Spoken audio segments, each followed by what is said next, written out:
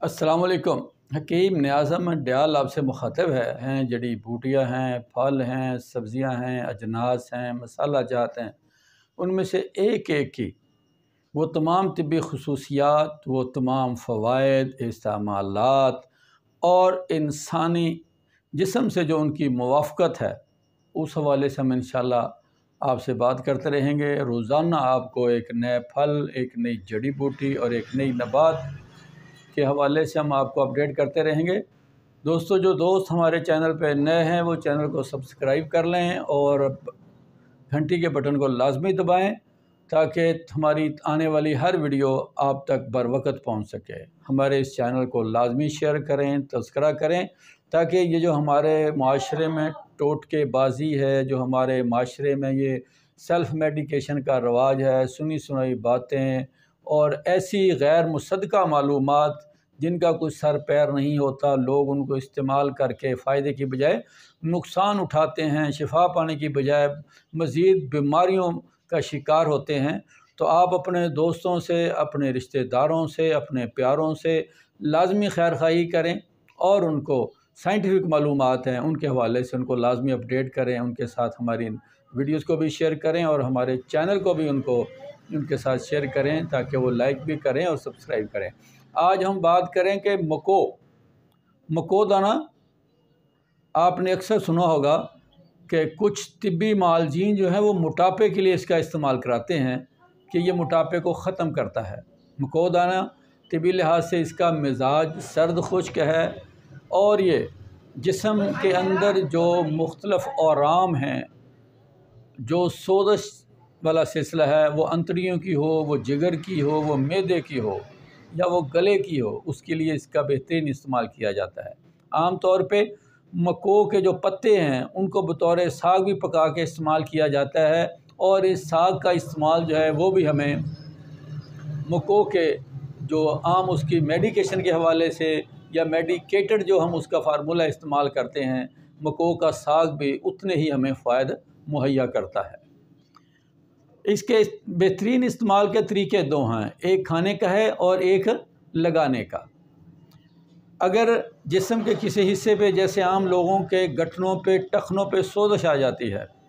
अगर आप इसके पानी का वहाँ पे तला कर दें, इसके पानी का वहाँ पे अगर लेप लगा दें तो उससे उस सोज़श का ख़ात्मा होता है, उस सोज़श का ख़ात्मा होता है और उसके साथ साथ ये मुस्कन भी है। ये आराम को यानी सोज़श को दफ़ा करता है, ख़त्म करता है और दर्द के लिए सुकून पैदा करता है। तो अगर खुदा न खास्ता जैसा कि आजकल वर्म जिगर है या वर्म अमआ है, यानी अगर अंतड़ियों में सोज़श है या जिगर में सोज़श या मैदे की सोज़श, तो उसके लिए इसका ये होता है कि इसका पानी निकाल कर इसको चूल्हे पे पका लें। अगर इसमें आप इतना ही, जितना मको का पानी है, अगर इतना ही इसमें अगर आप कासनी के पत्तों का पानी शामिल कर लें तो इन दोनों को आग पे पकाएं। जब ये पानी उबाला आके फट जाए, इस पे झाग सी आ जाए, तो इसको नीचे उतार लें और इसको छान कर 5 से 10 तोले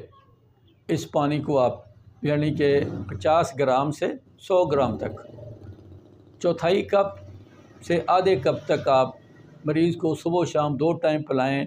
तो अंतड़ियों के अंदर जो सोज़श होती है, जिसे हम अल्सर भी कहते हैं, इसी तरह मैदे का अल्सर है, खुदा न खास्ता अगर जिगर में कोई मसला है, और ख़ासकर ये हमारे जो आम देहातों में यरकान के हवाले से, उसके हवाले से इसका बड़ा इस्तेमाल किया जाता है। हमारे बड़े जो हैं, हमारे यहाँ पे हमारे इलाके में इसको पीलक कहते हैं और इस पे एक बड़ा जामनी कलर का बड़ा मज़ेदार फल लगता है जो हमने बचपन में बहुत खाया। आज भी हम कहीं अगर हमें आते जाते किसी गांव की तरफ अगर हमें वो नज़र आए तो हम उसको लाजमी खाते हैं। उसके तिब्बी फ़ायदे के साथ साथ उसमें लज्जत भी पाई जाती है। इसी तरह ऐसे लोग जिनके गले में वर्म होता है, मुश्किल तौर पे गला ठीक नहीं होता या ज़बान पे सोज़श है, अगर अमलतास का गूदा और मको के पानी, इन दोनों को आपस में मिला के, इन दोनों को अगर मिला के इसको थोड़ा सा आप पका लें, नीम गर्म सा करके, अगर इससे गरारे किए जाएँ, मुंह में डाल के कुल्लियाँ की जाएँ, तो ज़बान की सोज़श भी ख़त्म हो जाती है और आपके गले का वर्म जो है उसका भी ख़ात्मा हो जाता है। इसी तरह अगर कान में दर्द है, कान में अक्सर दर्द पीप की वजह से होती है, किसी फिंसी की वजह से होती है, अगर मको का पानी पका के, वो जैसे हमने कहा फाड़ के अगर वो पानी अगर कानों में टपकाया जाए तो कानों की दर्द से भी आराम मिलता है। इसी तरह अगर नाक में कोई दाने हैं, अक्सर लोगों के नाक में झिल्ली में सोजश आ जाती है, तो अगर उस नाक में भी इसका पानी टपकाया जाए तो उससे आराम से वर्म से उस दर्द से तस्कीन भी होती है, दर्द और वर्म ख़त्म भी हो जाता है और आप इंसान जो है सेहत याब भी हो जाता है। मको दाना ये मोटापे के लिए बड़ा बेहतरीन और लाजवाब। मको के तिब्बी मुरक्कबात में अर्क मको बड़ा मशहूर है, जो वर्म जिगर, वर्म मैदा, वर्म अमआ और बाज़ माहिर और समझदार मालजीन जो हैं वो चर्बियों को पिघलाने की गरज से तो इस्तेमाल करवाते हैं, लेकिन ये चूँकि दाफ़े सोज़श है तो ये ऐसा मोटापा जो जिगरी अमराज की वजह से हो या बदन पे सोज़श की वजह से हो, उसके लिए इसका बहुत अच्छा इस्तेमाल है, इसके बहुत अच्छे रिज़ल्ट हैं।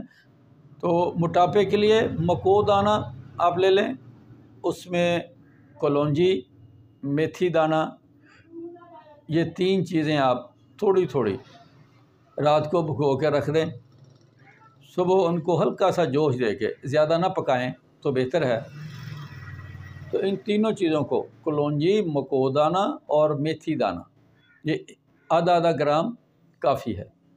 इनको थोड़ा सा जोश दे के तो ये खाली पेट और शाम को खाली पेट ये 2 वक्त पिलाएं तो इंशाअल्लाह आप देखेंगे कि जिस्म में जो गैर ज़रूरी चर्बियां हैं, ख़ासकर ये जो कूल्हे और कमर पे, पेट की साइडों पर चर्बी होती है, उसका ख़ात्मा हो जाता है और जिस्म जो है,